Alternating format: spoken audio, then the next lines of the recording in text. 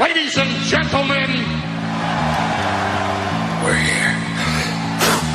I'm part of the Kliq, isn't everybody? Yes! Yes!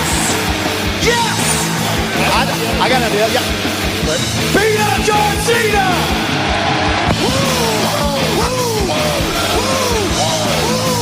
Give me a hell yeah! Oh, a little bit of the bubbly. Too sweet!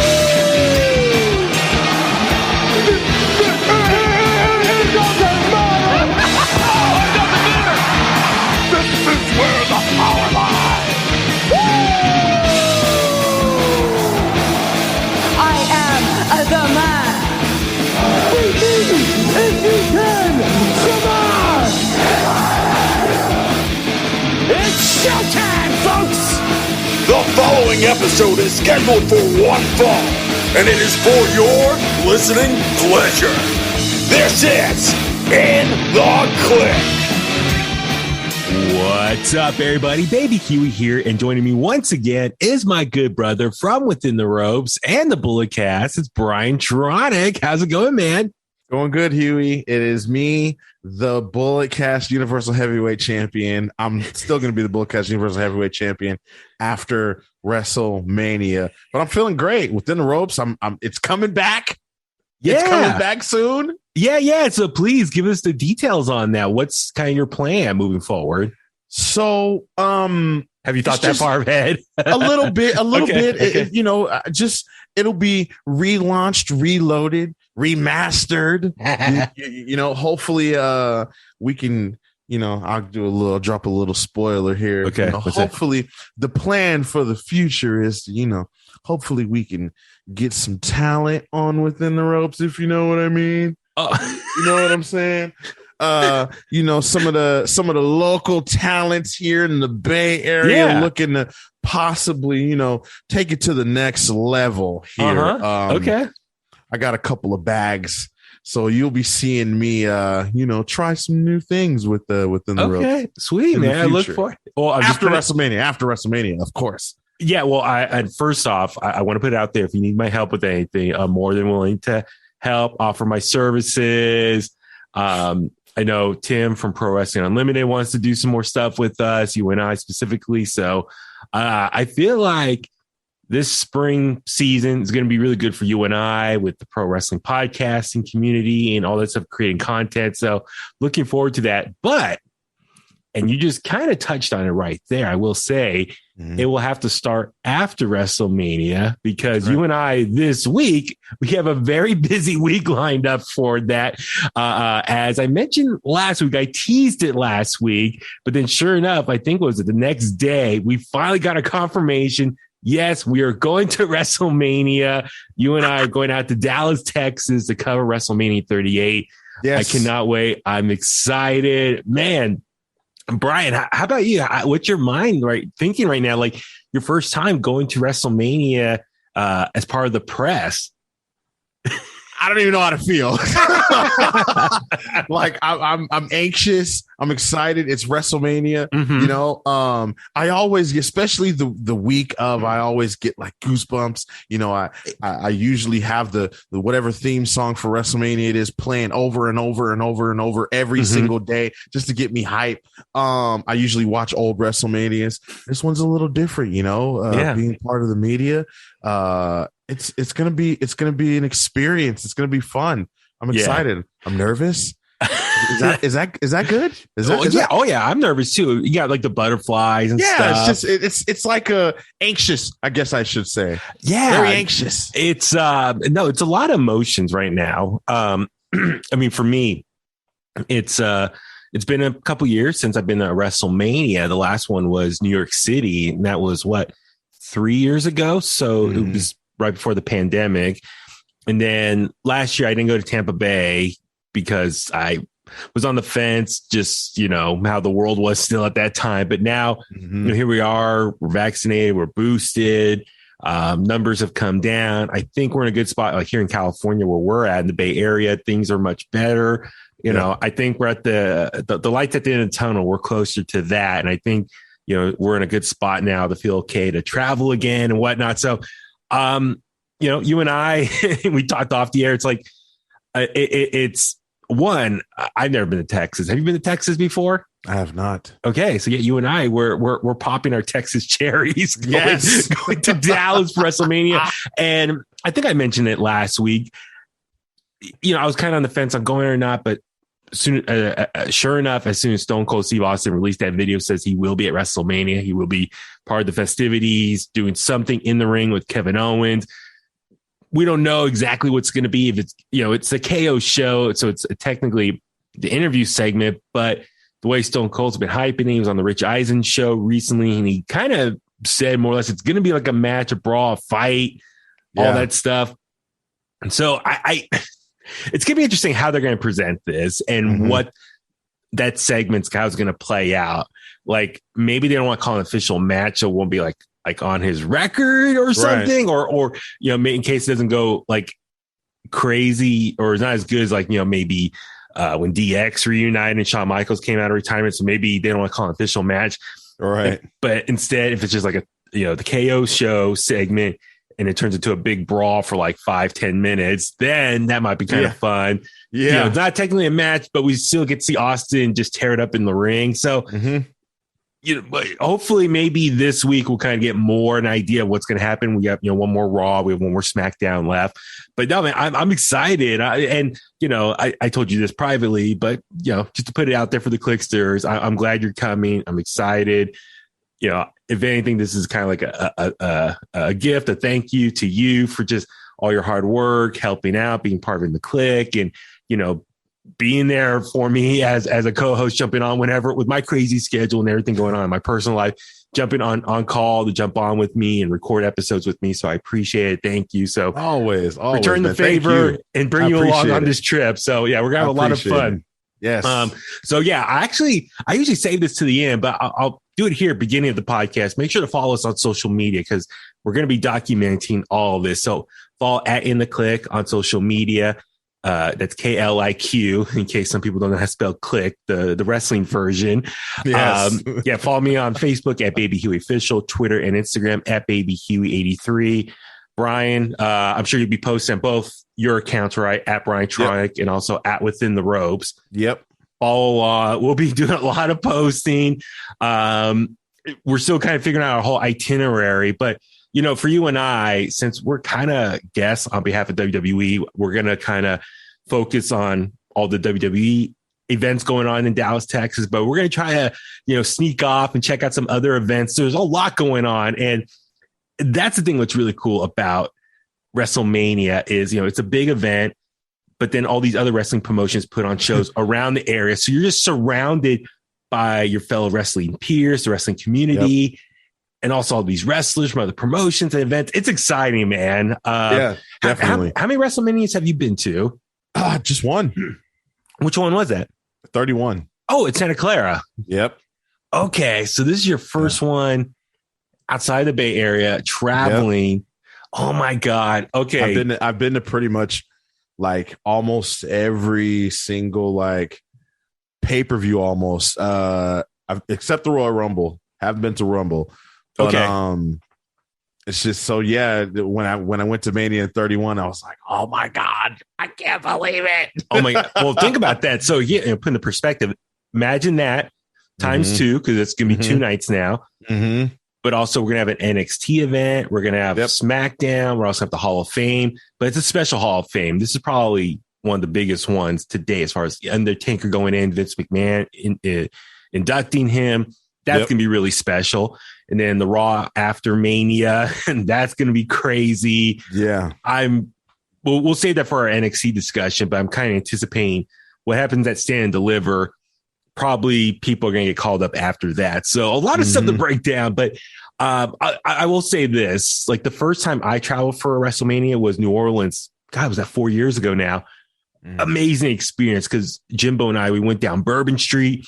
All the bars were just filled with, wrestling fans dressed up in wrestling shirts and gear and title belts, walking around, wooing each other. That's such a great thing to see, man. Yeah, you're around your people. Like the wrestling fans take over the entire city, and then all the events around. So you're just wherever you're going, you're going to be surrounded by people. And just talking to some of my coworkers who've lived in Dallas, Texas, they say that area, that downtown area, is going to be really fun to walk around. So much. I cannot wait for you to experience this. Like for me to relive that through your eyes, you know what I mean? Like as far as, you know, I've done it a couple times now. Yeah. But to kind of re-experience like someone's first time at a WrestleMania like weekend.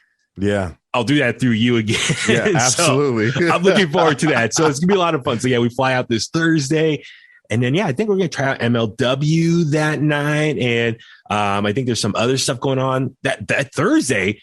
A lot of stuff's going on Thursday night. And so I still got to type up the itinerary. So maybe I'll share some of that on social media. I know Tim from Pro Wrestling Unlimited wants us to jump on with him and do a WrestleMania preview. So keep an eye out for that. We'll share the link and all that when that goes live. So good stuff. So, All right. So here's the thing. We've been so busy with, for me personally, behind the scenes, all this stuff. I haven't had a chance to talk about some topics on the podcast that I've been wanting to. Unfortunately, you know, this is something I've been wanting to talk about. I know coming up, tomorrow it's going to be 2 weeks old, but I still wanted to at least record something about this and address it. Was the unfortunate passing of Scott Hall, aka Razor Ramon. So, not to sound like a broken record or repeat too much, but I think most wrestling fans know or knew what happened. It was about 3 weeks ago. He was having like complications from hip surgery, resulting in blood clots, which then resulted into like a heart attack. And he had put on life support. And he had I think experienced 3 heart attacks. Yeah. Very sad. Kevin Nash put a post on Instagram kind of talking about what was going on, and his family wants to get settled, I guess, to where he was located at, in which hospital. They were going to take him off life support. Sure enough, they took him off life support. And I think within a few hours, he passed away. And word came out, I think Monday, 5 p.m. our time. It was like right before Raw started. So WWE went on the air, confirmed it, had the rest in peace tribute. They had a video package ready to go by the 3rd hour of Raw. Yep. And, you know, the whole wrestling community acknowledged him and was putting posts and tributes out there. So I just want to definitely just talk, acknowledge, we're all very sad to hear about the news. So yeah, Brian, I'll just turn to you, just kind of just some of your thoughts about, learning of Scott Hall's passing. Yeah, it was crazy. It was really sudden, I mean, I had, heard about, a couple of little things that as far as, the hip surgery and stuff and things like that, like a couple days prior, but, I didn't think nothing of it. But, when they said that he had the heart attacks, he was on life support, it just was crazy how fast everything happened. And, it makes you think like, man, like, you never really know, like what could happen to you. Like, it's just crazy. Like, and it's Scott Hall being one of my favorites, ever, and especially realizing how young he was. Yeah. Was it 63 years old? 63 years old. I think he's same age, if not probably the same age as Sting, right? Yeah, I think Sting, is the same age. I think he might have just recently turned 63, I think. And just to think about that too, like, he's 63. Oh yeah, Sting just turned 63 March 20th. Yeah, so we're seeing we're seeing Sting fly around, every other Wednesday, and having matches and having a good time. And so it's just crazy, man. Scott Hall, Razor Ramon, one of those characters that I mean, everybody knows him, everybody's gonna remember him. He didn't win a world title, but he's definitely one who I feel like could have and probably should have during his time as a professional wrestler. Yeah, I haven't had a chance to read up on. I was like looking up online, and I saw someone had an article like he was never champion because of Kevin Nash, and I just read the headline. I have a chance to read the full story. I'll try to catch that at some point. But yeah, I'm with you. If you think about it, Scott Hall, Razor Ramon, when he really got popular and got like a mainstream audience and attention was back in 1992 when He debuted as Razor Ramon. Actually, before we get into kind of our thoughts about remembering Razor Ramon, Scott Hall, I do want to also say Dave Meltzer, was it last week in the Wrestling Observer newsletter, he talked to X-Pac, Sean Waltman, and some little bit sad details came out. Apparently, Waltman told Meltzer that Scott Hall fell at his house and was unable to move, and that's when he broke his hip and wasn't able to get to the phone to call for help. And he laid there for several days before Diamond Dallas Page actually came and rescued him, because I guess people couldn't reach Scott Hall. So Diamond Dallas Page went over and checked on him, and luckily was able to get him and get him to a hospital. But that sucks. That's sad. So sad. Yeah, you fall down and you can't move for days and you're in pain. And actually, X-Pac also revealed that Scott Hall's condition had deteriorated badly due to drinking brought on by the 2 years of pandemic-related isolation. So, Scott Hall has had his demons and has addictions, and that's sad that, it kind of sounds like he relapsed, and with the pandemic and being at home, started drinking again. So it's the unfortunate thing with this whole pandemic for the last couple of years, where a lot of us been stuck at home most of the time. And it's very tough. So I can imagine someone in his situation stuck at home and you're not able to go out and see your family and friends. So you go back to your old habits. Yeah. Now that I'm thinking about that, that's really crazy. Like, it sucks for people who are, dealing with addiction or recovering. You probably find certain things that help you cope and deal with that. And then when the world shuts down and then you lose all of that, whether that being going out and being with friends or family, like you said, distractions, or, any type of distraction. I mean, it seemed like the only thing that people could do. We saw, gaming and podcasting was one thing that people started doing, but not everyone's into that. So, for someone like Scott, who I'm sure the best thing for him and something that he loved doing was being around his loved ones, his friends and family, and for him not to be able to do that, it's unfortunate, and it sucks that, he kind of had to go back into that. So and then to think about the falling thing and no one being there to help him, like, that's horrible. That's crazy.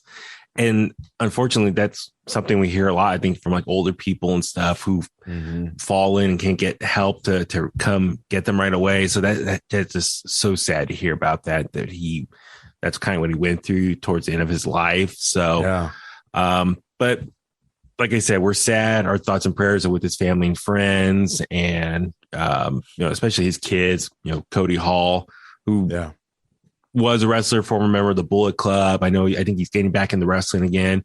Pro Wrestling Tees has some shirts up there if you want to buy them, and proceeds go to the family and stuff and to his children. So, but you and I were both big fans of Scott Hall, Razor Ramon. So like what I was just touching on a second ago. So my introduction to Scott Hall as Razor Ramon back in 1992. What an amazing character, as far as, he pretty much was, he's a white guy, but he's playing like a Cuban, version of Scarface, a wrestler form of Scarface, Al Pacino. And I think he said in shoot interviews and stuff, since Vince McMahon and Bruce Pritchard and some of them did not watch Scarface, he knew the movie and the lines. So he was just imitating and reciting those lines, and Vince thought he was just creative genius coming up with this character, and he's just doing an impression of Al Pacino in Scarface, and they just ran with it and turned into his character Razor Ramon. And you really think about that, because remember after the 80s, like the rock and roll era of Hogan and Warrior and all that, remember the early to mid 90s, that was the new generation where they're trying to come up with new characters and gimmicks. And so Razor Ramon was one of those gimmicks that really stood out and had a great just interaction with the fans. And even though he was a heel, he was a bad guy, a cool bad guy that the fans still loved. And this could be a whole separate discussion down the road if we want to get into it. You can even argue like Scott Hall, Razor Ramon, NWO, they kind of ruined the dynamic between baby faces and heels, because they were heels, but they were so cool. You liked watching them. So it's kind of like what we go through now, like with the fan base. in pro wrestling, like you know, it's like the good guys are the bad guys are the good guys. I definitely agree. I think the NWO definitely started that, because you know, you would have a sea of people in the crowd with NWO t-shirts on, you know, everyone cheering for NWO every survey time, right? So yeah, it was crazy. It was you know, for me, like, the more I think about it, it's, you know, Razor Ramon, what was so cool, like, he was a big guy, he had this great look, but he was also athletic, would throw himself around, and had these great matches. For you, was there any specific matches as Razor Ramon that really stood out for you? I mean, I think the obvious one is Shawn Michaels and those ladder matches. Yeah. I don't think any specific match. I mean, other than, you know, the ladder match with Shawn, obviously, but for me, it was just more, it was more about moments. Like, I mean, I remember earlier when he was Razor Ramon, you know, him and 1, 2, 3 Kid, the moments that they had together. Yeah. And then of course, you know, I bring it up all the time, you know, the him showing up on Nitro, you know, that went on for weeks, the hostile takeover, him and Kevin Nash. And you know, Scott Hall to me was a really huge part of that. I know he doesn't get it even nearly as much credit as he should, because obviously Hogan came into the fold, and you know, the NWO became a thing, and Hogan was the leader and stuff. But you know, Hall set the tone, and you know, he made me feel like, oh my God, like, is this like, are they really taking over? Like, is he really, you know, and then I think about the moment at Great American Bash when he punched Bischoff. Like, no, you don't understand why I pop so hard when you acknowledge that. Of all the moments Scott Hall has had in WCW, you acknowledge that and you posted a clip. You don't understand. That's such an inside joke between my brother and I for the last 25 plus years.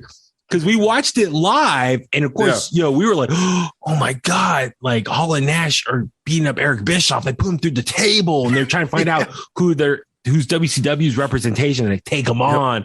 Yep. But my brother and I, we always laugh because Scott Hall, because he's getting into Eric Bischoff's face, he spins him around, and he says, "You don't jack us around," and he hits him in the stomach.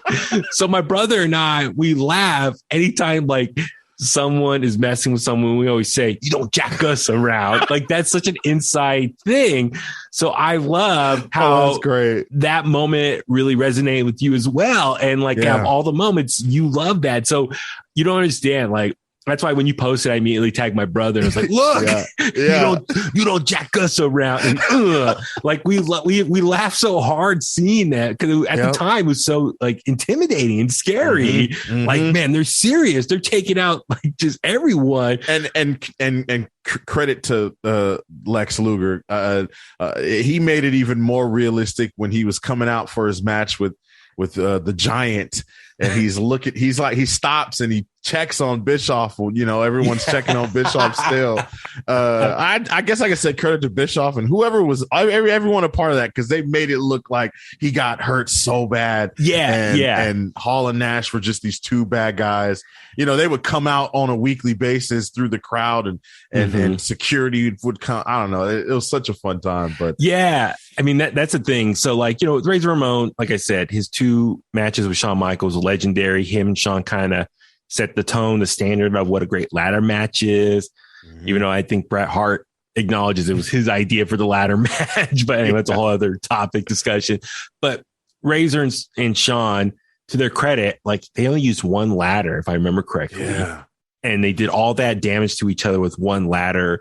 Nowadays, you see everyone with like 10 ladders in the whole match. Even damaged the ladder a little bit. Yeah. So it's great. And then I think Razor, he had 1 title shot right against Bret Hart at a Royal Rumble one year, if I remember correctly. I think so, yeah. Yeah, he was great. One great moment on Raw was 1, 2, 3 Kid beat Razor. Yes. It was a huge upset. Yep. Great moment for 1-2-3 Kid, aka X-Pac and Six and whatnot. But another match I do want to acknowledge, as I was looking up a second ago, that a lot of people talk about that I guess it's not on the network. It's Shawn Michaels and Diesel versus 1-2-3 Kid and Razor Ramon. It was, I think, October 30th, 1994 on Action Zone. I guess WWF had a show called Action Zone. Yep. A lot of people call this the Kliq match because it's members of the Kliq just wrestling against each other. And apparently it's a great match. And I guess part of why it was so great is 1-2-3 Kid normally takes a lot of the heat when him and Razor would team up. This match, Razor did a lot of the bumping. 1-2-3 Kid came in for the hot tag. It's a great match. I mean, there's highlights on YouTube if you want to watch it. The full match is on Daily Motion. But just the intensity. I mean, you see watch like AEW now and all this stuff, like the fast pace. These guys were like, this match for 1994 standards was amazing. And so I highly recommend checking that out. I do also want to say, in the 90s, we didn't have the internet. We didn't have DVRs, ways to record stuff. We're going back. As the 2000s and the internet and YouTube, I was able to kind of start going back and learn more about Scott Hall over the last, 15, 20 years. Yep. Looking up, his time in WCW originally as the Diamond Stud and his time in the AWA with Kurt Hennig. They were tagged and he was like a different short hair and the mustache. But you see how jacked he was. He was so big. Like, as Razor, he was still big. He was a little bit smaller. And then when it got to WCW, he got a little more skinnier, but toned. But in his early days of wrestling, he was just jacked and like so big. Also, those stories of, I guess he got into altercation when he was a security guard at a strip club. Yep. I actually have I have the Blu-ray disc. I guess you can call it, was a documentary or biography. I don't know what it is, but the Razor Ramon Scott Hall story or whatever it is. I actually have it. And that was the first time I learned about that situation. So unfortunately, got this altercation fighting this guy, accidentally killed him. And a lot of people say that kind of haunted him the rest of his life.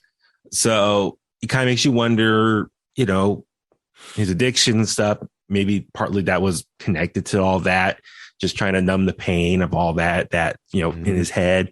But Scott, and then, as you said, when he went to WCW, NWO, and that kind of really just kicked off the Attitude Era and the competition between WCW and WWF. I can't stress it enough. Like, living through that is such an amazing time. Yeah. It was so cool. Like, I look back on it very fondly because I lived through it. And sure, I mean, like you can argue against like the Ruthless Aggression Era. Obviously the Ruthless Aggression Era had like better wrestling, but the Attitude Era had just better moments and characters. And it was just such an amazing time, like must see TV. I don't know about you, but I was in middle school and high school. I would come home. I remember I would do my homework and watch TV, and it was like trying to keep looking up because we didn't have DVRs, and I didn't even think about recording on the VCR at the time, but I was still like trying to watch. Luckily, out here in the Bay Area, I got TNT East Coast time, so I was able to watch Nitro first and then Raw later. So I got to watch both every Monday. But what a time. Must see TV, these segments. It was just so much fun. And yeah, you're right, Brian. You brought up a good point. Like, Scott Hall probably doesn't get enough credit for really launching that. And I think I remember correctly. I think one time he said the reason he was never champion, it was never about championships for him. It was about going out there and being a team player and putting people over who deserved it to be champion. So and it was a business to him. Like, as much as he loved wrestling, he did see it as a business and what was best, storyline, what was the best, scenario for the fans that they would love. Yeah. He wasn't really all about like trying to politic his way to be a world champion. He was more about going out there, make his money, but like put the best story out there. So he had no problem putting some people over. It's God, it's just a lot so of guys sad. like him. Yeah, exactly. I mean, there are a lot of people who all they care about are championships. For him, it was about just getting paid and going out there. And I know like there were times he would he would put someone over, but then he would at the same time kind of embarrass them. And that's something we could do. We could talk about the NWO so much, but the one thing with the NWO and going back to kind of changing the dynamic between heels and baby faces, if you really think about it, even though they were heels, they came off as such cool people. You want to cheer them on. And then at the same time, you kind of looking back on it, he did make a lot of the baby faces look stupid and kind of not as cool. Mm-hmm. And so even though they're heels, they're getting over and they're kind of downplaying or downgrading a lot of the baby faces in WCW, right? Like, not make like it took a while for them to get some people that could be legit threats like DDP and Goldberg. Yeah. And I think a lot of that has to do with, I guess you can call, creative too, because the way it was being, written. I mean, I obviously, like we say, I think Scott went out there and, did everything he could. But yeah, sometimes, it would, you'd look at the situation and be like, I don't know about that. I mean, looking back on it now, it's like, they made a lot of the baby faces look like fools. Mm-hmm. And now looking back on it, it's like, I think they kind of ruined, you can argue they kind of ruined WCW because the heels are always booking the win, looking cool. And at the end of the day, no baby faces to cheer for or believable that they could win. And it kind of burnt out the story. And you can even argue NWO kind of went too long as a faction. Oh, yeah, it did. Wolfpack, NWO 2000. It just kind of kept going and going.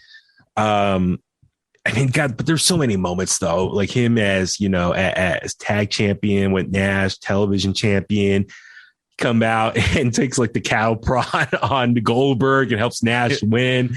Yeah. There's so many classic moments in WCW, and it was just, as a fan, as a kid watching that, it was so much fun to watch. And, they come back to WWE, the NWO comes back, Vince brings it back to take out the kill off WWE. Ric Flair was like owner, that storyline. And then, his match with Stone Cold Steve Austin at WrestleMania 18, legendary stunner that he took, the way he sold it. His Hall of Fame speech, legendary as well. It said, God, I don't want to screw it up real quick. I just want to make sure I get the quote right. Okay. Hard work pays off. Dreams come true. Bad times don't last, but bad guys do. Mm-hmm. I mean, what a way to end his Hall of Fame speech. A legendary quote right there. But it's true. It's he made being bad very cool. And I know we're pressed for time. And there's so much I can also say about Scott Hall. Is there anything else that comes out to mind for you before we wrap it up? One more thing. I want to say that Scott Hall, there's not a lot of guys like him. Also from a character standpoint. Yeah. He really he's one of those guys that was probably trying to create a character and, be the character, but he really became the character. And I mean, from the hair, the little piece of hair, the toothpick, I'm pretty sure the toothpick wasn't his thing back in the day when he was, you know what I mean? So when he started doing the toothpick thing, that's forever, for the rest of his life, I'm glad you brought that up. The vignettes, I feel like the vignettes are a lost art in many ways. Mm-hmm. Back in the day when he was about to debut for WWE, they had those vignettes running, and my brother and I loved those vignettes, the legendary one of him in the restaurant and he's, explaining who he is and what he's going to do when he arrives. And the guy tried to give him the bill and he said, "What's this, man?" And he gets mad. He's like, "If people knew I was here eating, you get a line around the block." He said, he didn't want to pay the bill because he's just that big of a celebrity. And he just throws the stuff off the table, driving around in the car.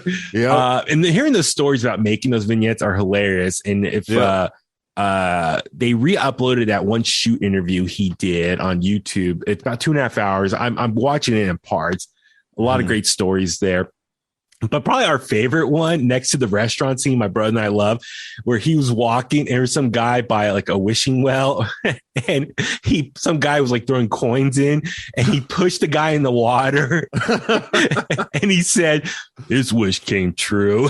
And so my brother and I just laughed because it's just, he pushed the guy in the wishing well and said, or wishing fountain. I think that, that's the term. And he said, his wish came true. It's just so goofy. It's just like, yeah, I guess so. But those vignettes were hilarious and so good. And it makes you hyped up for someone when they make their debut. But God, I mean, you and I can go on and on because like, especially when they make their debut and they deliver.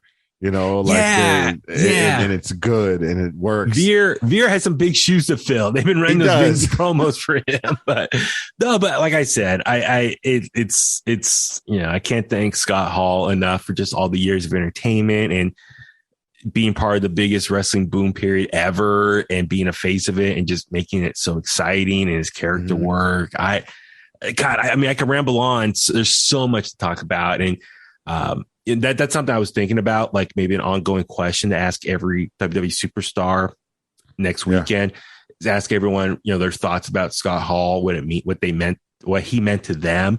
Right. So that was something I was kind of thinking about. So I might do something like that and then maybe create like a collage video or something like that. I don't know. I'm just throwing ideas out there. That'll be sweet. But anyway, too sweet, some would say. Too sweet. And I will end it on this. You got to think about it. Scott Hall was part of the Kliq, which ultimately was the influence of this podcast in the Kliq. Right. Scott Hall, Shawn Michaels, Kevin Nash, Triple H, Sean Waltman, all five of them were known as the Kliq backstage. They were like best buds hanging out together and kind of ran shop at WWF at the time. The curtain call, legendary moment with Triple H and all four of them except for X-Pac or 123 Kid out there hug each other and breaking kayfabe and they went off to WCW. God, so many moments. I know I can go rambling on, but rest in peace, Scott Hall. Thank you again for all the years of entertainment. We love you, and it's a tough one to think about him no longer with us. But we have years and years of matches and footage to look back on. So good stuff. All right.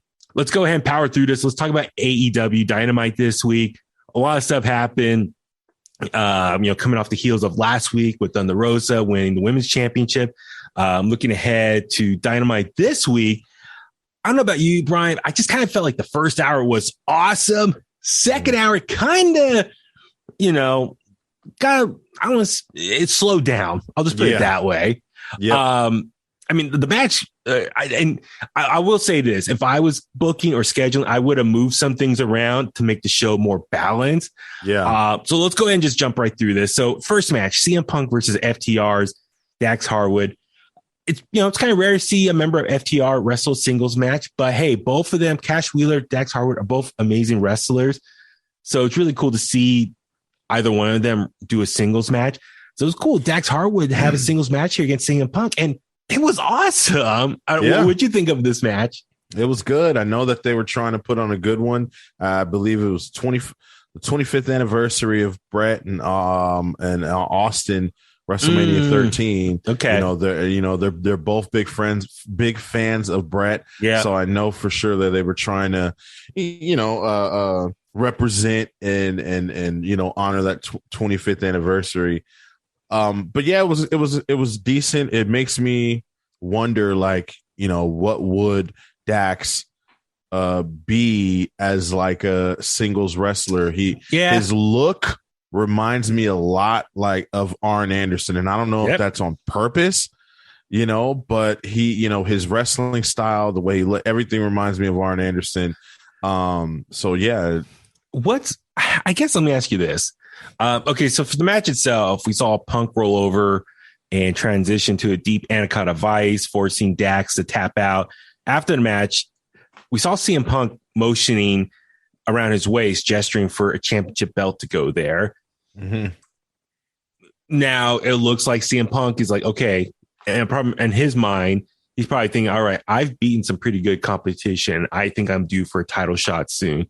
Are you for that, him getting a title shot? When do you think he should get one? Because I have a couple ideas, but I'll let you go. Yeah, I wouldn't. I wouldn't be like against him getting a championship opportunity. And I'm glad to see the whole thing where like a wrestler like does the gesture of the belt. That doesn't happen a lot in today's wrestling. I feel like it doesn't happen. It doesn't happen enough. Like, you know, you're left wondering a lot of times, you know, what is this person wrestling for? What is he fighting for? Like, why is he doing it? You know, is he doing it just because? Is he doing it for a world because he wants to be world champion? You don't get a lot of people who want to be and who say they want to be world champion, right? So when Punk does that, I'm like, oh, that's cool. Yes, you know, and of course he's CM Punk. But on the other hand, it's just like, I don't know, because you got Adam Cole. Yeah. You got I would like to see maybe some younger talent, maybe more homegrown-ish, get more opportunity, more shots at the title, because here you are, you have your homegrown guy who I thought was going to have a lengthy title run, and still might, but he's gonna get beat by Adam Cole, I'm assuming, and then for him to go into a program with Punk and then still no MJF, I'm like, I have a feeling. I think Adam Cole is going to get a rematch, which we'll kind of touch on more about their incident on Dynamite this week. Right. I do think Battle of the Belts is still on the books. I think it's in April. I keep forgetting about that. I think Battle of the Belts would be a great spot for the rematch to take place between Adam Cole and Hangman Adam Page. I think that's a great spot there, because by that point, I think it would have been like, 6 weeks since Revolution. So enough time has passed, and it's like, okay, this is a good spot to do it here. And then you're still like a month, 5-6 weeks away from Double or Nothing. So enough time for that to end and then build up a new opponent for Double or Nothing. Right.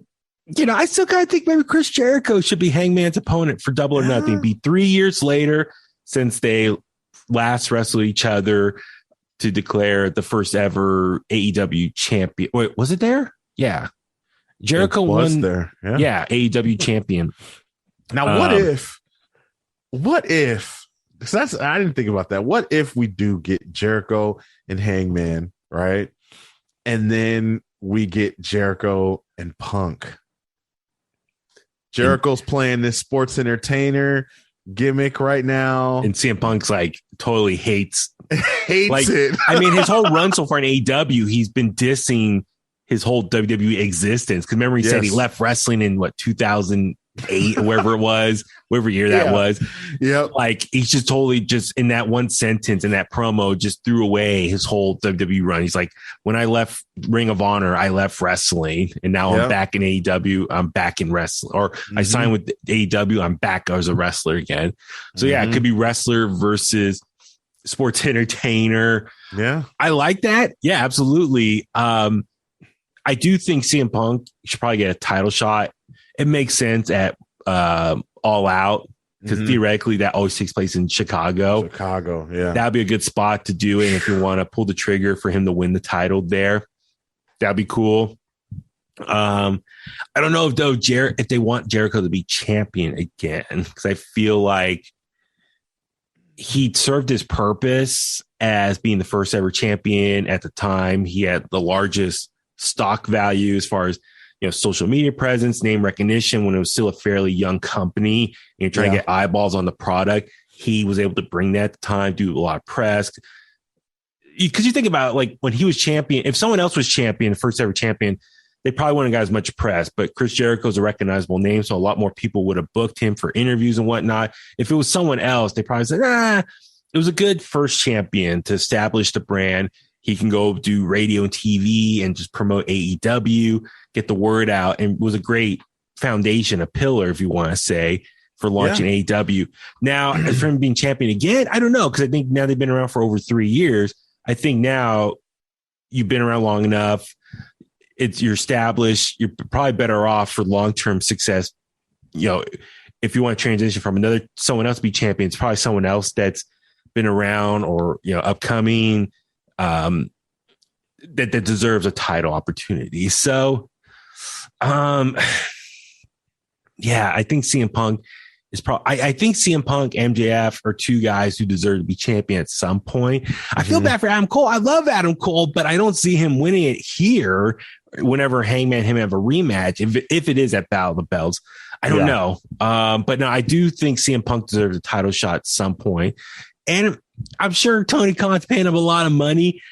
And with that being said, he probably is like, okay, I'm paying you a lot of money. I'm going to put the title on you, get my money's worth, get my return value. So I can see that happening. So yeah, we shall wait and see.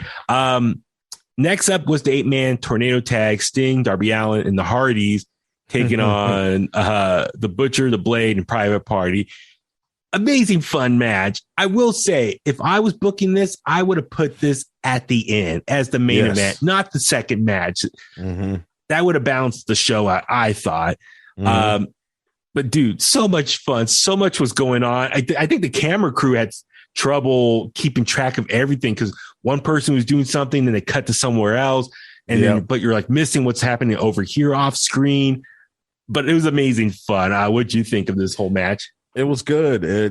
I definitely agree. If this had been at the end, it would have definitely restored some energy in the show, some excitement. But look, the Jeff Hardy spot, everyone was very, very happy and, very going crazy over it. Of course, it didn't take him long to get comfortable and ready to do a nice sized swanton off of whatever he could find, the ladder, a building. Okay, so they go upstairs and Jeff Hardy hits the swanton onto the merch table, and you can see like all those pro wrestling tees boxes under the table, like good padding. But it was cool. Like the crowd was like being held off to the side. But he takes the ladder, goes, so it's in the concourse. I like how Darby and Sting were holding down the Butcher and the Blade on the table. And then Hardy climbed to the top on the ladder, stood on that little small beam, and then, came down with the swanton. It looks like about 15 feet tall. I want to know, if I ever have a chance to interview Jeff Hardy, like a spot like that, how does that happen? Do they get to the arena like early in the day and walk around and kind of plan out their match? And they're like, hey, I see that beam right here. This could be a good spot. If there's a merch table set up, I could do this spot here. Like, I would like to know how they plan it out, like a match that, like a spot like that. So, and I thought the same thing too. Like when it happened, I was curious. I was like, I wonder if like he just, because in AEW they have a lot more like creative control and stuff. So I can honestly imagine Jeff Hardy walking around and going, oh yeah, this will be great right here if I just jump off. And Tony Khan just being like, go for it, No, it was great. And then one point was that Matt Hardy got taken out by Private Party up on the stage. Took him out through the tables. The ending though was a little, I'm not gonna say botch. Because Sting is 63 years old. He has a little trouble standing up, I think, in the match. So, we saw Cassidy connect with the steel chair to Sting in the ring, but Sting got fired up. Sting used the Stinger splashes on Private Party. They tried for Private Party, but Sting snatched Cassidy out of midair. So Private Party was trying to do their finish, but Sting catches them. And then, unfortunately, he kind of fell to his knees and he had trouble getting back up, but he finally got back up. He did the Scorpion Death Drop while Matt Hardy at the same time did the side effect on Quinn, and they pinned Private Party for the win. So, I'm not going to hold it too much against Sting because theoretically, the match is going on. Kayfabe in my head would be like, a lot was going on. He anticipated, he caught Private Party and he's trying to recover real quick. In the heat of the moment, it's a lot of action to absorb all that punishment and trying to get back into the defense and score the pinfall there. But still exciting match. So much fun. I still wish that was the last match of the night. Just that would have been a great way to end the show on a high note like that. Let's see. We see Varsity Blondes come and just get destroyed by Moxley and Bryan Danielson. It was a squash match more or less, but the main thing was Moxley cut this promo and we learned, I guess the name of their faction, like the two of them with Regal. So they're calling themselves the Blackpool Combat Club. Yep. What do you think of that name? It's I would have never thought of it. No. I mean, it's interesting. It almost doesn't fit them. I mean, just because of who they like. If they were two young guys, coming from the Indies or New Japan or something, then I would feel different about it. But it's still weird to me. Like, it's just weird because I don't know. It's Dean Ambrose and Daniel Bryan. You know what I mean? Like, that's how I feel. Like, it's just weird seeing them, as Bryan Danielson and Jon Moxley in a group, being called that. It's weird, but I'm sure it'll work. I've seen it. I think it's an official T-shirt. I think so. It looks pretty good. I like it. And so they Moxley just put like their whole mission statement out there as far as people, they want to join us, thinks they have what it takes to join us. It's pretty much you got to fight them, right? Is that how I kind of interpret it? I think so. Because, Revolution, Moxley took on Bryan Danielson's like, I will not stand beside you unless we bleed against one another, bleed with each other. So he's like pretty much just put a statement out there. It's like, if you want to join us, you got to fight us. And so it's going to be curious to see how this faction's going to expand. I'll go ahead, jump ahead into the show. We saw Wheeler Yuta backstage with best friends. Trent just acknowledges Wheeler Yuta. Keep in mind, Wheeler Yuta joined best friends while Trent was gone, out on injury, recovering. And so Trent told Wheeler Yuta, I'm not a fan of you. I didn't want you in the group. And Wheeler Yuta, said, fine. Like, I don't want to be a best friend. I want to be the best wrestler I can be. So it looks like he's going to go pursue trying to join up with Moxley and Bryan Danielson, which I'm all for. I mean, he's got a shot at the Ring of Honor Pure Championship here coming up. Yeah, at Supercard of Honor. Yeah. I can imagine if he shows up with that in AEW, that'll make a good impression on Bryan Danielson. Danielson. And so that's true. Okay. That's a good point. And then also keep in mind, like, no offense to best friends, but like Wheeler Yuta, that's a total upgrade for him in his career. Yeah. Against these goofy, mid-card comedy act versus two top former WWE champions. Yep. Like, and William Regal, a legend. Like, your stock will rise a lot more if you align with them. So I'm with Wheeler Yuta in his decision making with his career. So next up, we saw MJF come out with Sean Spears, and he pretty much told Wardlow, hey, you don't work for AEW, you work for me. With that being said, you're just going to stay home and everyone's going to forget about you. Now, I see a lot of people online make this comparison, like MJF is playing the role of Vince McMahon and how he treats some of his talent. Like, if he doesn't have anything creative for them, they just sit at home or sit in catering. Yeah. I don't know. What do you think about that connection people are trying to make and just MJF's promo here? I think it's a reach. I don't think that he necessarily was trying to mirror that. It is funny when you think about it that way, but that is actually really funny when you think about it. But no, I don't think that was his goal. Because obviously, I mean, when Vince sends someone home, there's no way they could come back until he says so, right? And we all know where this is, what this is leading up to. Yeah. So Wardlow comes out, takes out all the security guards, but MJF says, like, stop, you work for me, you're just going to stay at home. And MJF did address something that a lot of people were kind of questioning. He says the Pinnacle has never been better. They're still a thing. Because a lot of people were like, are they still a faction? Starting next week with FTR in action, the Pinnacle is about to move up, and what they do about the Pinnacle. Mr. Spears talking to Sean Spears. Sean Spears says, when you're in the Pinnacle, you're always on top. So it looks like they're currently a 4-man group again, which is, I like 4-man group, like 4 horsemen. Yeah. So I can see Wardlow try to take them out. I'm all for that. I'm guessing this is going to lead to a match at Double or Nothing for Wardlow's AEW contract status. If Wardlow wins, he's free from MJF and he becomes his own man. I'm waiting for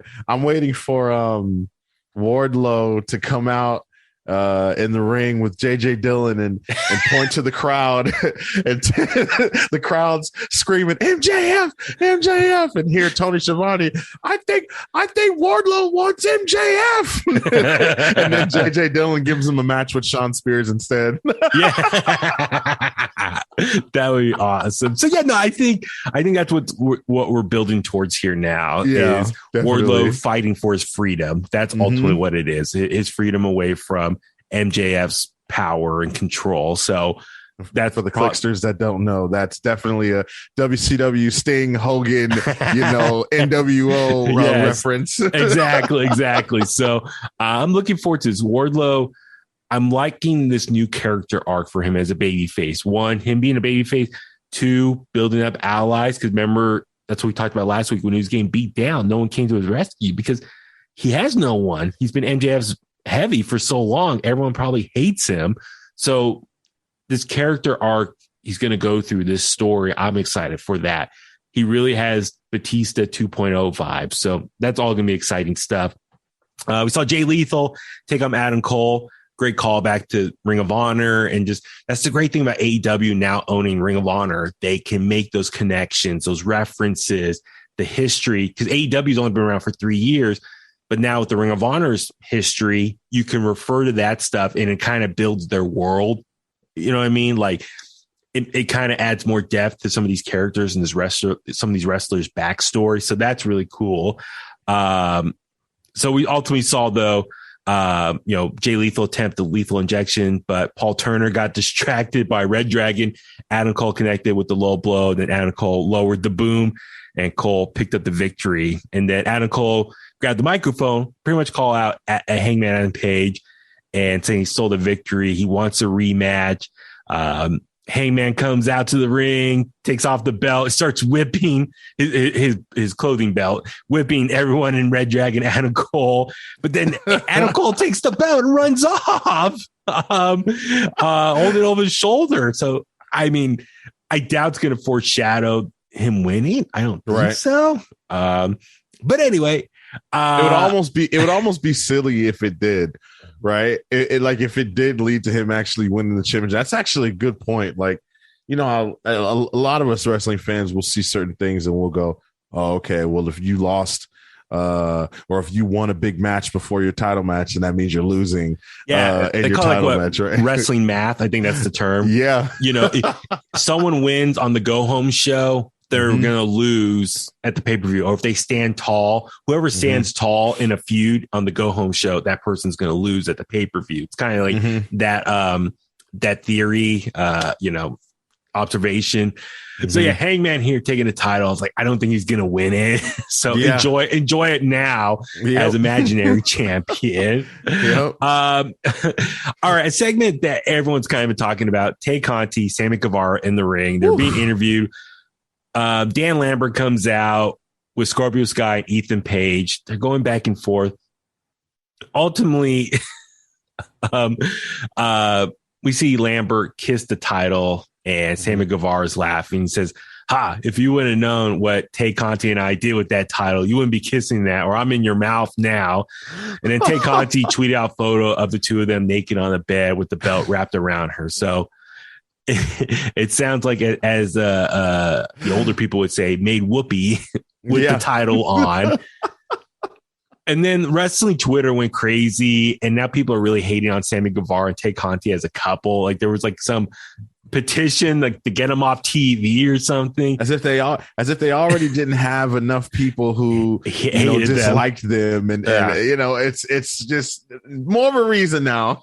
Congratulations. So, I mean, listen, I get why people hate them because, we saw Sammy Guevara propose to his girlfriend last year and he got engaged on national TV. He's the only person on the roster to do a proposal on TV. And then a few months later, be seen, all over social media making out with Tay Conti. And everyone's like, wait, what happened to your fiance? And then they finally went public and says, yeah, we're in a relationship. I broke up with my fiance. So a lot of people are mad, thinking Tay Conti is like a home wrecker to a certain extent. So they should just give Sammy the AEW title and give Ty Conti the women's championship, and we can just go full on into the Guevara Conti era. Well, that's the thing. It's like, okay, like I feel bad people like really bagging on them, but they kind of do bring it on themselves when they bring their personal lives to TV. Yeah. Acknowledging they're an actual couple. Mm-hmm. For me personally, I think they need to go be heels then. Yes. You got this natural heat going. Go ahead and be heels and embrace it. Mm-hmm. Sammy's still trying to be a baby face post leaving Inner Circle, whatnot. He should be a heel, though. I think he's a better heel anyway. Just he's got a face. His face. He looks better as a heel. You love to hate it. Yeah, facial expressions. Yeah, I had some coworkers. They joke on the air saying, certain sports athletes. You just look at their face and they have a punchable face. Yeah, Sammy Guevara kind of has. He has that cocky look that a lot of fans don't like, and I think he'd be better off as a heel. So, yep. That's what I'm getting at. It was a little cringe them talking about doing it with the title. Like, all right, whatever. I just kind of a little cringe, but whatever. It's adding to the storyline. But I think use it to your advantage and become healed. That's all I'm saying. Mm-hmm. Let's see. We saw Red Velvet take on Leyla Hirsch. Leyla Hirsch cheated once again using the ring wrench thing and hitting Red Velvet. And Ring then crew gotta hide those things. I know they gotta do a better job hiding because she brought out two. She had the smaller one in her back trunks, and then the big one, the ref grabbed it, was distracted, and then while she was distracted, she took the little one, hit Red Velvet for the win. And then Statlander comes out, clears the ring. She's got her whole new look going on, all black and stuff. So it looks like Leyla Hirsch, Chris Statlander are on a collision course to having a match at some point. Next up, the segment I really kind of felt bad for. Thunder Rosa, her first interview segment as women's champion. Yeah. It didn't come off that good. She comes out being interviewed by Tony Schiavone, gets interrupted by Vicky Guerrero, and ultimately attacked by Nyla Rose. Looks like Nyla Rose is going to be the first person that's going to challenge for the title. She wants the title back. It just didn't look good, man. You want your women's champion to look strong, and you got Vicky Guerrero just in her face yelling, excuse me. And she couldn't really get two words out. Yeah. It kind of came off cringeworthy as well. I don't know what you think about that whole thing. Yeah, I think everything from, the whole topic, the dialogue, the continuing, look, Thunder Rosa, I feel like she's already super baby face. I don't think you need to say or do anything to try and get a reaction. You know what I mean? Like you don't need to do a promo where you have to, talk about, where she's from or say, hey, go back to your country or anything like that. Because, I feel like those kind of storylines is for when you want the fans to have sympathy for whoever they're saying that about or whatever. Like Thunder Rosa's art, she's made. She's the women's champ. She's loved everywhere. And I just thought that was weird. Yeah. Sorry, I got some breaking news right now. So going back our WrestleMania plans, I just got the email here about the press junket. I'm looking at the names of who's going to be there. I don't want to reveal it right now because I want to save it. This is why you guys need to subscribe to In The Kliq, wherever you get your podcast at. Subscribe to our YouTube page. We'll put the interviews there. I will say one person, Bryan, that's going to be there that you're going to love. Uh-oh. Woo! Charlotte Flair will be part of the press junket. That's all I'm going to say. Yes! I'm looking at the email right now. She will be there. All right. Be ready, man. Be ready. We're going to make that happen. Yes. Okay. All right. Sorry. We'll go back to our regularly scheduled programming. Yes. Sorry. Let me regroup. Okay. Regroup yourself. Okay. So anyway, Thunder Rosa, speaking of women's champions, I'm with you. I'm just like, you want your women's champion to look strong. And in her first segment, she just kind of was attacked from both angles. And I get it. You're trying to get heat for the heels. Like now the Rosa's going to be the first big monster to kind of go after her first opponent. She's going to win. But with that being said, let Thunder Rosa have some moment to kind of fight back, talk back on the microphone. It just didn't come off really well. Like Vicky just kept like interrupting her and shouting in a screeching voice. I mean, I love Vicky Guerrero. She's a friend of the podcast. She's a friend of the show. You know, sorry to break kayfabe, off the air. She's extremely nice. Yeah. But it's just this segment here. I think they could have shaped it a little bit differently, make Thunder Rosa look really strong. Mm-hmm. That's kind of where I'm getting at. So I don't know. We'll see. Hopefully they'll rebound quickly for Thunder Rosa. Rampage, they kind of Nyla Rose cut a promo, video package, how much he wants to be champion again. So I think it'd be a great first opponent for Thunder Rosa for her to beat and stuff and kind of add some credibility for her match here. But no, it's I'm looking forward to that. Next up, we saw the Jericho Appreciation Society come out to the ring. It was the main of, this was the main event, right? Yeah. Jericho and Daniel Garcia taking on John Silver and Alex Reynolds. The match was good. I'm trying to remember off the top of my head.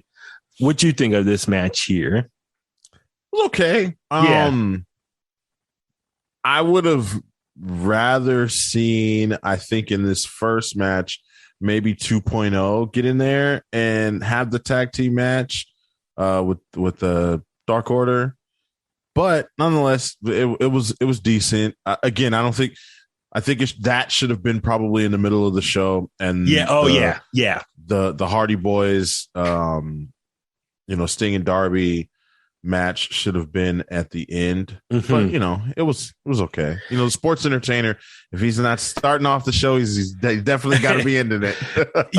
So we saw Jericho smash Silver with the code breaker, then Garcia tagged in, and Reynolds and Silver used incredible tandem offense on Garcia. Garcia grabbed ref Aubrey Edwards to distract her while Jericho hit Reynolds with the baseball bat, and then Garcia applied a Scorpion Deathlock on a Reynolds and made him submit. So Jericho's Appreciation Society gets the win here. Yep. It's good just kind of adding some heel heat as this new faction now for Chris Jericho. But yeah, I don't think it should have been the main event. Like I said, I think they should have easily flip-flop Sting, Darby Allin, and Hardys in the main event here. Considering how crazy that was, this should have been switched early in the show. No offense. I mean, I love Chris Jericho, but yeah, this match was not main event worthy. So yeah. So looking forward to see what's next for AEW. All right, let's move on over to NXT 2.0. We haven't really had a chance to talk about them too much lately, but here we are. We are now less than a week away from Stand and Deliver, their big first pay-per-view, I guess. Or excuse me, the premium live event outside of the Performance Center. And I think the first time in an arena in a couple years now, right? I mean, since whatever the last takeover was pre-pandemic. Yep. What was the last one? Was it in Portland? I think NXT it was takeover Portland. I think it might have been in Portland. Yeah, I think so. Like in January 2020. I'm just thinking off the top of my head. I don't know. We got to think about that. So, yeah. Okay. Well, but yeah, let's go ahead and talk some NXT because I just saw in the press junket some NXT people are going to be there. So sweet. we should kind of get that in our heads here, especially for the Kliqsters. So yeah, another episode of NXT 2.0, really setting up the matches. Second to last show before Stand and Deliver. We saw Solo Sikoa take on Roderick Strong. Great opening match here. I mean, come on, you got Roderick Strong. He's arguably the best wrestler NXT has to offer right now. He does lose here. Solo Sikoa picks up the victory, and he is now going to be he's going to be in the ladder match, right? Yep. North American Championship ladder match. Yep. Yes. That's right. Wasn't Carmella Hayes and Trick Williams on commentary? Was it for this match? Yeah, it was for this match. Okay. The two of them are so funny. Was it this week where they said Carmelo Hayes says, I said Pete Dunne packing. I beat him so bad he had to change his name. I love Carmelo Hayes. He's come into his own so much. And Trick Williams is a perfect sidekick. I don't know what we want to call it. The dynamic between the two of them is really awesome. Yes, it is. It's fantastic. Solo Sikoa wins. He's going to be in the ladder match for the NXT women's NXT North American Championship. Yep.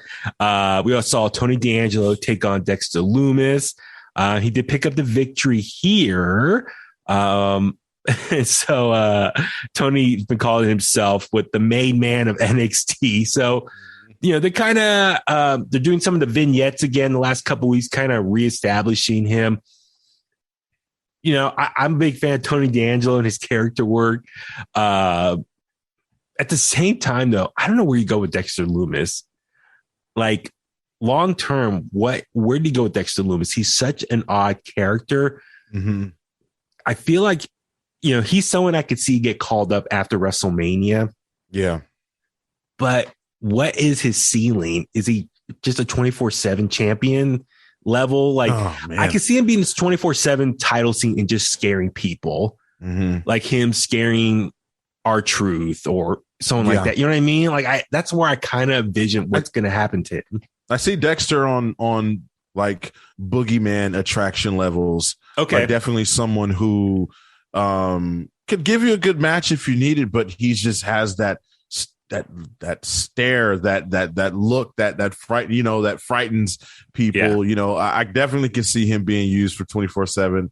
I didn't even think of that. Well, I mean, the other thing too was after the match, so Tony D'Angelo grabs a mic and says he's going to finish Tommaso Ciampa at Stand and Deliver. Ciampa comes out, beats him up, and gives him the fairy tale ending. We have a chance to talk about this, but the week before, Ciampa cuts that promo, more or less just saying goodbye to NXT. Like, your thoughts on just that promo he gave? Yeah, it's I didn't think I'd be getting. I didn't think we'd be hearing that kind of promo from Ciampa because I mean he's been on the record saying multiple times that he loves NXT.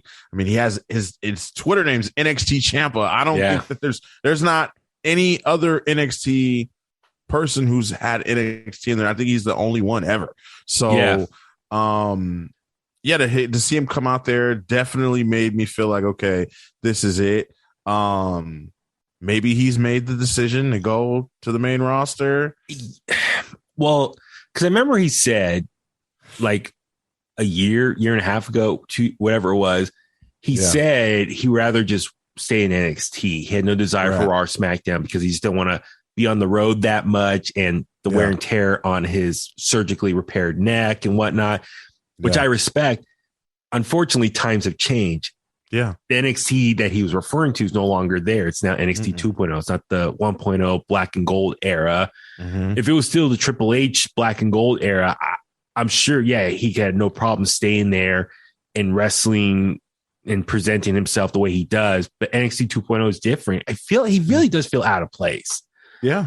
And we've been seeing him make appearances on Raw with Braun Breaker.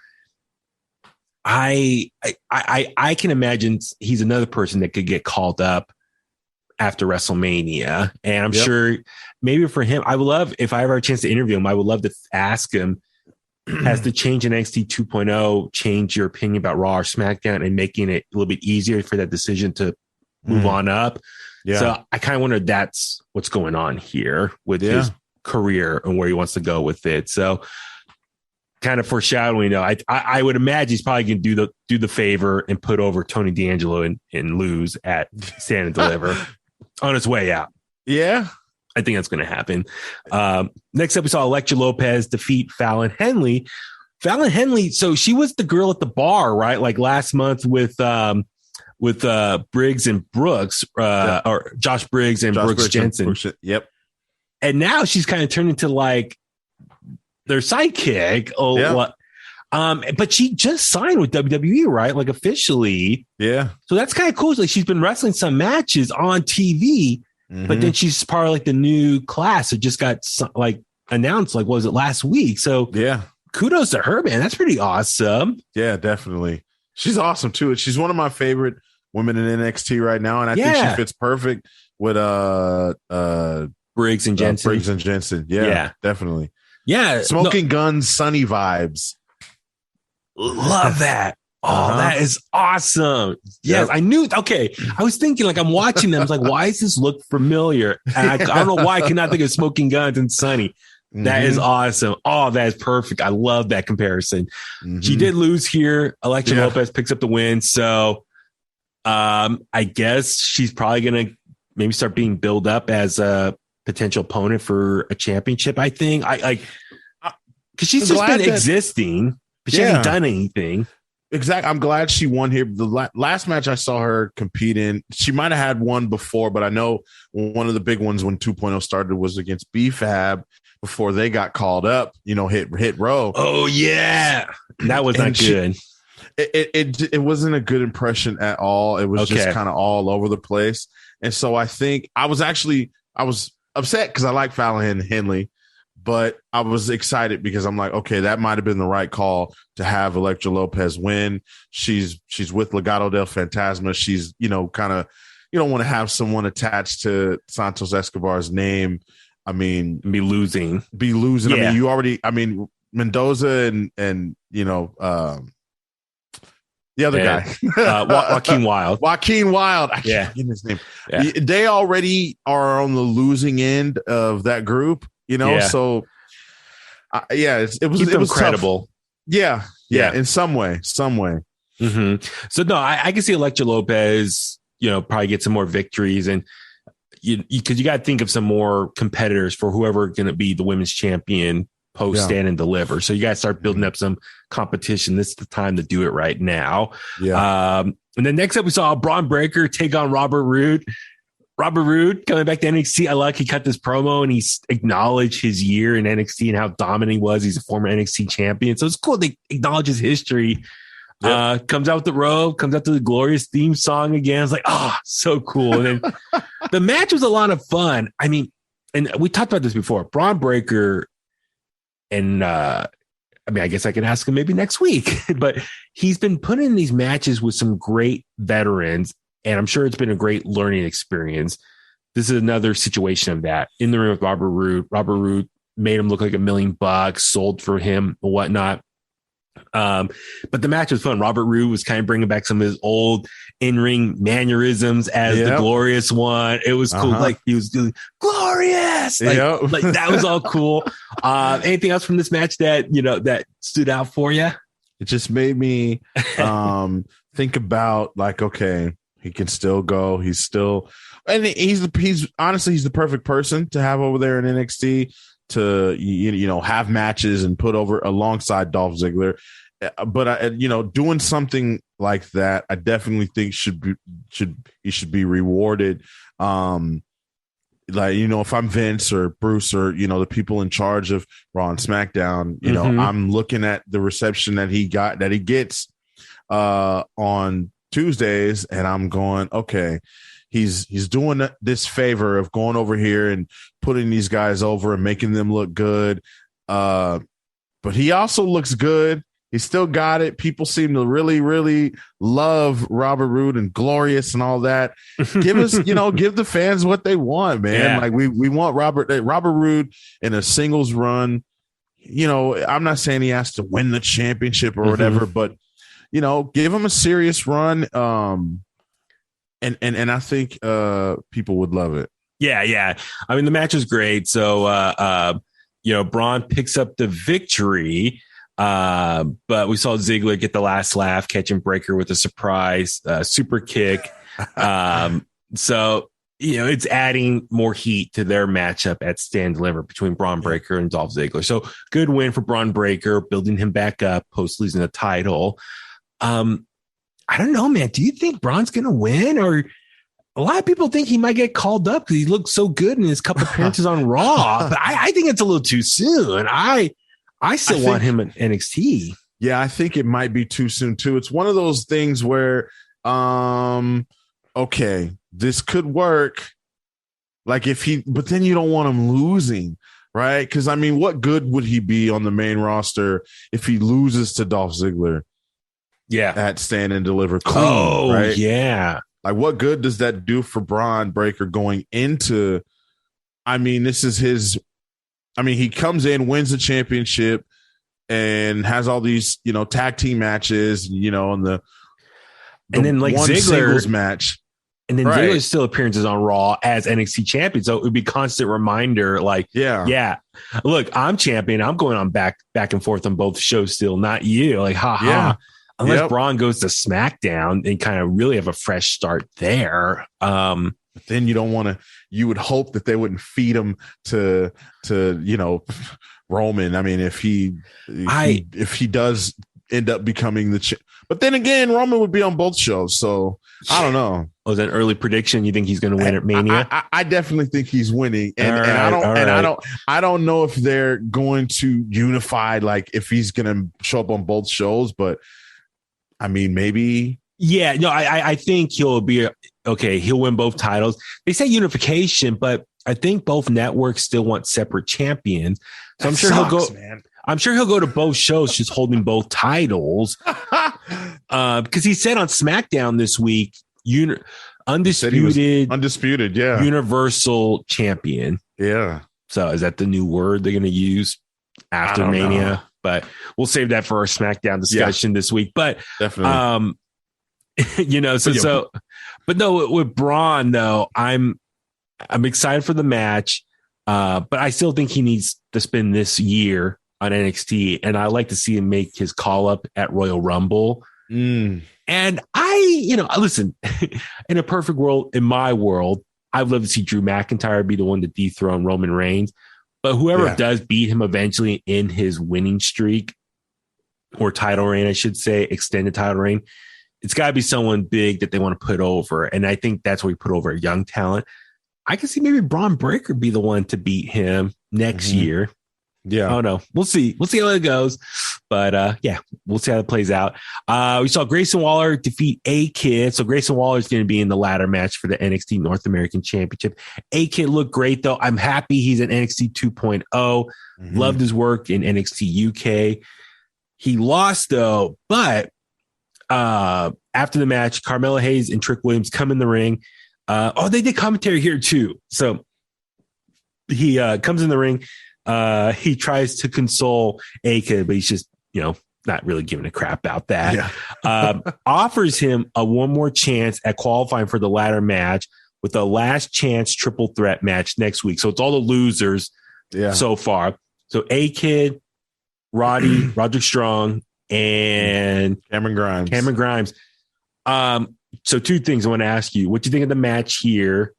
And Cameron Grimes cuts a pretty emotional promo saying like he needs to win the title in honor of his dad who passed away a couple years ago after he signed with NXT. So, man, it was kind of a touching moment. So your thoughts on all that? Yeah, I think the match was good. A-Kid in NXT 2.0 is great. I think a lot of people were upset A-Kid one didn't get his entrance 2 weeks in a row, and two and two lost his second match, but he's getting a second chance, which I think is great. I think Grayson Waller, I want to say real quick, this is stand and deliver. You got to have Grayson Waller, probably one of the most hated characters in NXT 2.0. You have to have him in front of that big crowd. But also A-Kid gets a chance. I think Cameron Grimes comes up short again, which could really put a twist and spin on his career and on his character. Roderick Strong, he's already shown interest in NXT UK. I don't know if he's going to spend his whole time there. Maybe the remainder of his contract or whatever, that's a whole nother story. But I've heard rumors of when his contract is set to expire. So he did call out Ilya Dragunov for the NXT UK championship. So, I think A-Kid's got this one in the bag. Okay. But the match last week was really, really good. So I'm with you. I think A-Kid's probably going to win the second chance. Just for the fact that him and Carmelo Hayes had that long stare down and looking at each other. I have a feeling Carmelo is going to retain at Stand and Deliver, and his first opponent post that show is going to be A-Kid. So A-Kid, I think, was going to be his opponent. So A-Kid loses here, but he's going to, I think, start a new feud with Carmelo Hayes post Stand and Deliver. So I think that's where they're going with this. But Cameron Grimes, that's a good point. If he loses, maybe goes down like this spiral of like upset himself, madness, maybe, character change, gimmick change, goes even more serious. Or who knows, maybe he gets called up as well. He he's someone as a I could see him go up to the main roster and become like a love baby face with his personality. But I know with the Southern accent that he does, I'm worried how Vince McMahon might treat that based on we heard other stories of, people doing the Southern accent and whatnot. Cause I think it was Brody Lee, Vince wanted him to have the Southern accent. He was like, dude, I'm from upstate New York. I don't have a Southern. So that's why he never talked as as part of the Wyatt family, as Luke Harper. He didn't talk because he just couldn't do a Southern accent. So, well, hey, that might work out for Cameron Grimes then. Oh, true. Yeah. Maybe he will push him to the moon. All right. Okay. We got a couple more here. Saw the Creed brothers defeat Grizzled Young Veterans. Man, Grizzled Young Veterans, man, they were so good in NXT UK. And when they came over the NXT Black and Yellow era, so good. They've really kind of, I don't want to say job out, but they're just kind of just putting people over now. And they've become characters. They've become sports entertainers. Yes, that is true. They have become more character driven and not so much the wrestling base that I think a lot of people love them for. Still a great match, but Creed brothers look dominating. But the big thing was after the match, I guess we're starting to learn a little bit more, some more clues about who attacked them in the parking lot a couple weeks ago. Yeah. So we saw these two guys with hoodies on, spray painting on the wall. Was it "Don't Cry" in spray paint?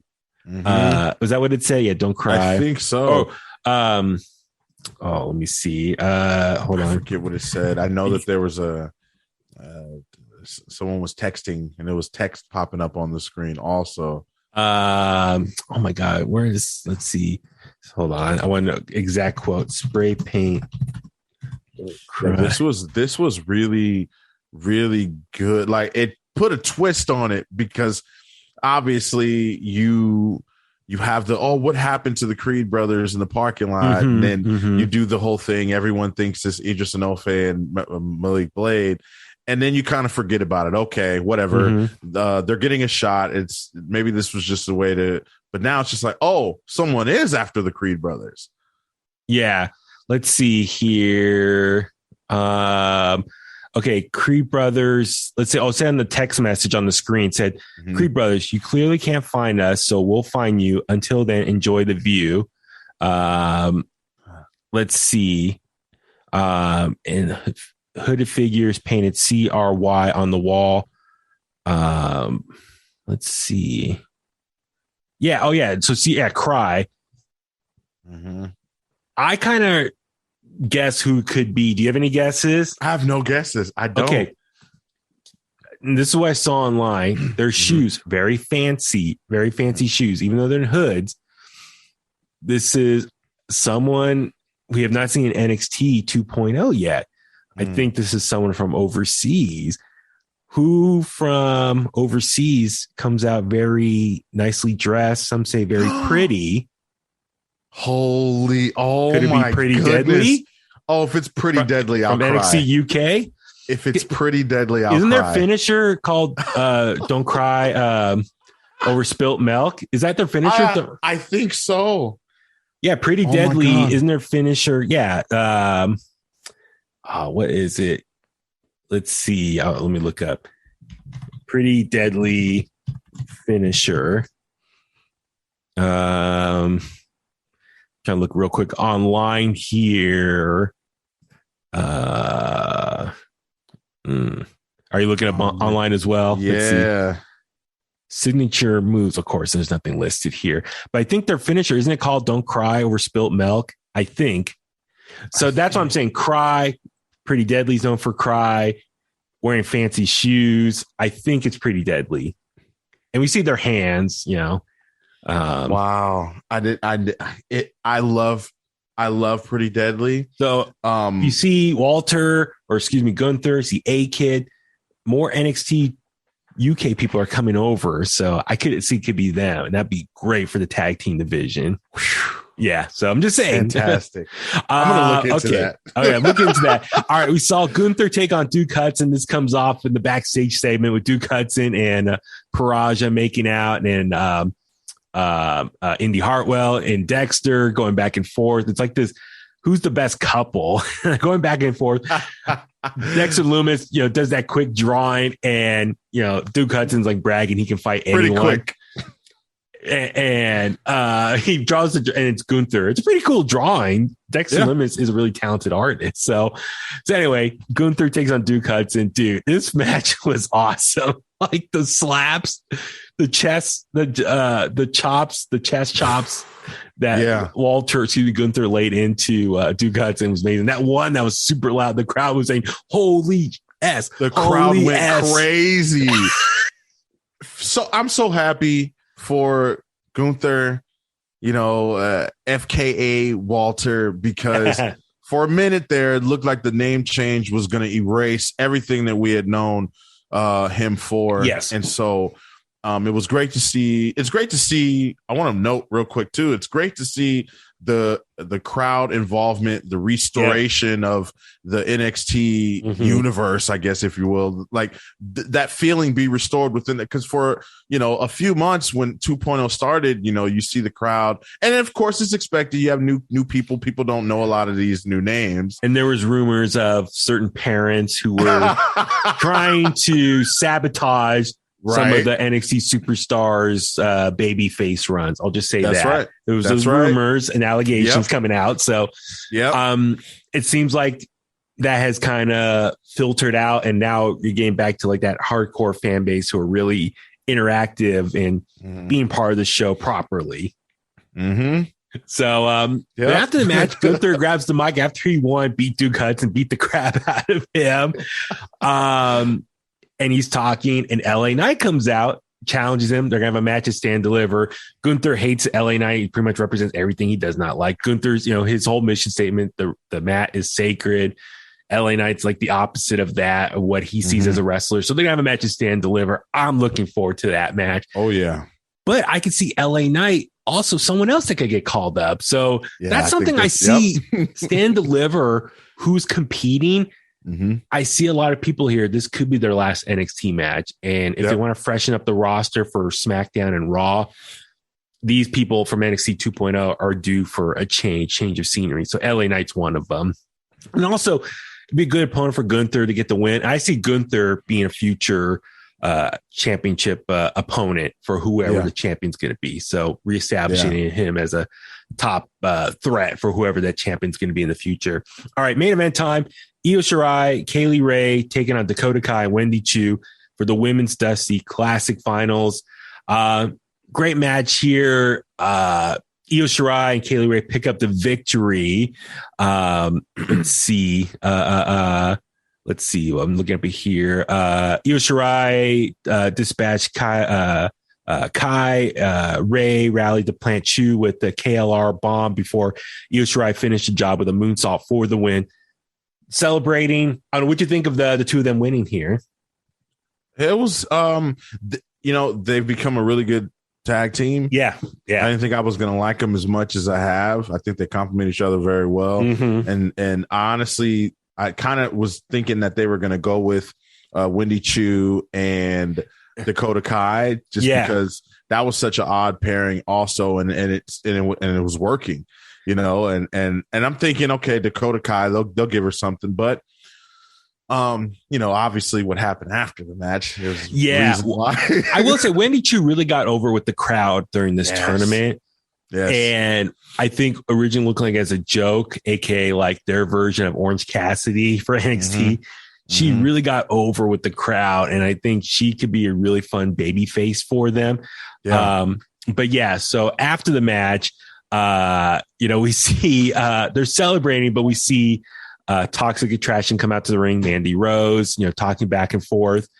And it was really amazing. So even though Io Shirai and Kaylee Ray just won the Dusty Cup, a women's Dusty Cup, and theoretically they're supposed to get a women's tag title match, but they're forfeiting that. And instead, they rather be added to the women's championship match at Stand Deliver between Mandy Rose and Cora Jade to make it a fatal 4-way. and then it turns into this big old brawl at the end. So what'd you think about that kind of change of the stipulation for the Dusty winners? I'd have to say that's a very main roster decision. Yes, bookie decision. And I know that a lot of people turned away from NXT 2.0 ever since the beginning because of its main roster feel. And I promise you, for Kliqsters out there that haven't watched or don't normally watch NXT 2.0, please give it a chance. Give it a full good month. My brother loves the show. It's his favorite show every week still. My brother, he just keeps telling me that's still his favorite show. So regardless of the changes and stuff, he still loves Braun Breaker and all that stuff. And so I've been digging it too. It's fun. Yeah. It's fun. If you don't take it too seriously and just enjoy the wrestling and the characters they're trying to create, it's still a fun show. Yeah, definitely. I think the decision though to have it turn into a fatal 4-way was just weird, Cora Jade, I felt like needed and deserved that moment. I was looking forward to because I'm thinking, okay, this is obviously Mandy Rose's, her time is up. This is Cora Jade, the big baby face, getting the big win in front of the big crowd. Underdog, yes, there you go. And because of that, it makes you think, okay, do they not trust Mandy Rose? Do they not trust Cora Jade? Cold feet, maybe. Yeah. I don't know what it is. And also, one thing that stood out to me too was the fact that they turned it into a fatal 4-way match, and it's why? I just don't understand why they could have. I would have focused on giving Kaylee Ray or Io Shirai championship matches leading up to the pay-per-view, because Mandy Rose hasn't defended the title in a while. Yeah. So, and you could have used that time to build Mandy up, which would have made a Cora Jade win at Stand and Deliver even bigger. More impactful. Yeah. More impactful. I agree with you. It's it's very main roster booking as far as, we're going to give away this opportunity and we're just going to, we want to insert ourselves in the championship match. And it's like, whoa, wait a sec. I know William Regal's no longer there as the GM, but it's like, I guess they make up their own rules as they go now because there's no quote authority figure on site. She got Seth Rollins. She did like Seth Rollins at day one when he lost his one-on-one championship opportunity. It turned to a fatal 5-way. I know, Brock Lesnar destroying everyone. No, that's a good point. I'm glad you brought that up. But then, so there are rumors. Nothing official has been reported, but I saw on Twitter people reacting. Apparently, this is just Twitter talking, so who knows if it's true or not. Take it with a grain of salt. But apparently, Gigi Dolan's injured, so that's why they can't actually defend the tag titles. Okay. So that's why they're changing this booking. It's like, okay, how do we get out of this women's tag title match, first Stand and Deliver? Okay, well, the two winners from the women's Dusty Cup are just going to be added to the women's title match. And granted, Io Shirai's former champion, Kaylee Ray, former NXT women's champion. So they're both two veterans who will elevate that match from a quality standpoint. You know what would have been an easier way, I think, instead of taking the opportunity away from Cora Jade all the way, I would have made it a 6-woman tag, winner take all, if that was the case. Oh, 3-on-3. 3-on-3, I mean, do it something like that. I mean, find a creative way to make it so that you protect Gigi in the ring. Absolutely. And you give, but you still don't take that away from Cora. And then you don't take anything away from Io, because I know she's loved and she's Shirai, man. So and that's the thing. It's like, let me ask you this, out of this match, do you think Io Shirai and or Mandy Rose go back up to main roster? Or Mandy Rose back up to main roster. Io Shirai, I think she's kind of accomplished everything you can in NXT. Yeah. I think she should go up to main roster. Yeah. Kaylee Ray just got here from NXT UK, so I can see her spend a little more time there. Cora Jade's nowhere near ready, but I can see Mandy Rose going back up to main roster. But then, those toxic attractions still exist.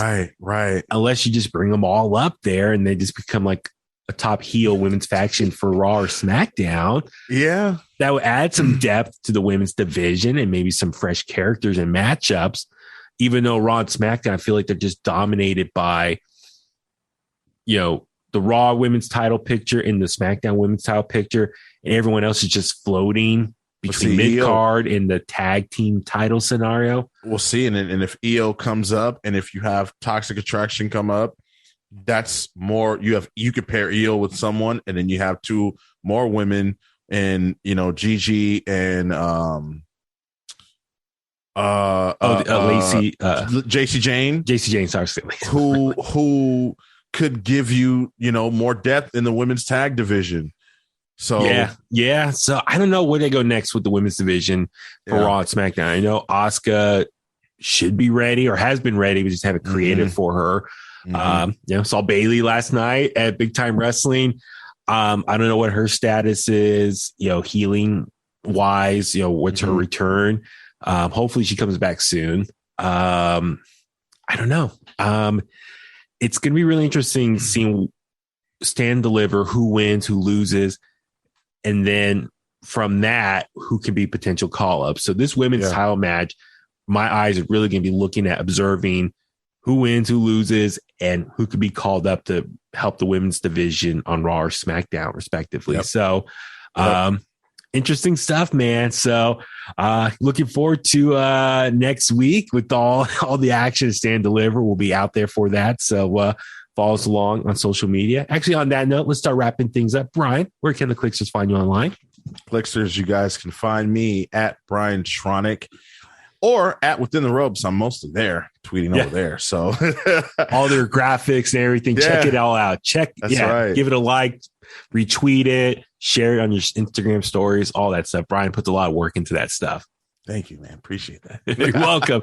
Now, Baby Huey. Follow me on Facebook at Baby Huey Official, Twitter and Instagram at Baby Huey83. For everything else, like I said earlier, at In The Kliq. If you want to email us, inthekliq@gmail.com. Maybe I'll tweet out who our potential guests are at the press junket. Now I've seen the list here. You guys can start ahead, like emailing us or tweeting us or DMing us your potential questions. That'll help us with the prep for all this stuff. So, but yeah, looking forward to everything. Follow us, subscribe to us, our YouTube channel as well. Subscribe to our podcast. Got a lot of content coming out this week. It's going to be a busy time. It's Christmas season for all the wrestling fans, sports entertainer fans out there. Looking forward to WrestleMania. It's going to be a lot of fun. And of course, we love you guys, the Kliqsters, for all the support. So thank you in advance for all that. And on that note, let's go home. And that's the bottom line, because Huey said so.